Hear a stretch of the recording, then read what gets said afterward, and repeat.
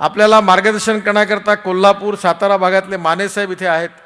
मानेसाहेब जरा उभे राहा तुम्ही. यांचा व्हॉट्सअपवर ग्रुप आहे आणि 2500 शेतकरी यांच्या ग्रुपमध्ये आहे.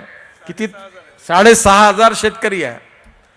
तुम्ही असा कापसावरचा व्हॉट्सअपचा ग्रुप तयार करा, जवसाचा तयार करा, सोयाबीनचा तयार करा, संत्र्याचा तयार करा आणि टेक्नॉलॉजीचा वापर करा, ही प्रेरणा त्यांनी दिली.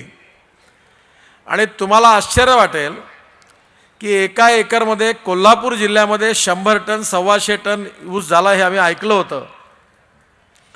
आणि माझा अजूनही विश्वास बसत नाही. दिवे साहेबांनी सांगितलं, आम्ही मोजला आणि त्याच्या आधारावर सांगून राहिले की काल आपल्या कुठल्या भागामधला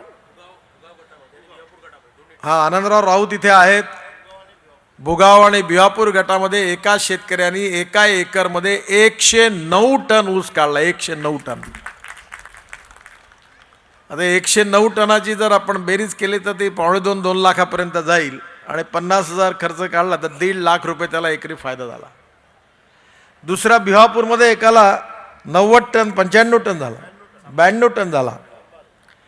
आणि एक वेळ अशी होती की 15 टन एकरी. विदर्भात ऊसच होत नव्हता.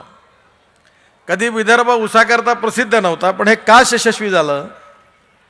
कारण माने साहेबांसारखे अनेक तज्ज्ञ आपण दरवर्षी बोलावले आणि 4-4 हजार शेतकरी हातात डायरी घेऊन ऊस कसा लावाय, 8 साली ऊस कसा आहे तो लावायचा कसा, 80 नर्सऱ्या सुरू आहे आपल्या. ही प्रेरणा आपल्याला यांच्याकडनं मार्गदर्शन मिळालं. आपल्या विदर्भातल्या शेतकऱ्यांनी त्याचं अनुकरण केलं. आज 70-80 नर्सऱ्या सुरू आहे.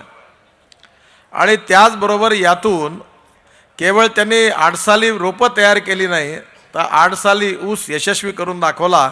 आणि हे काम विदर्भातले शेतकरी करू शकतात हा आत्मविश्वास आज आपल्या सगळ्यांच्या मनामध्ये त्यांनी निर्माण केला.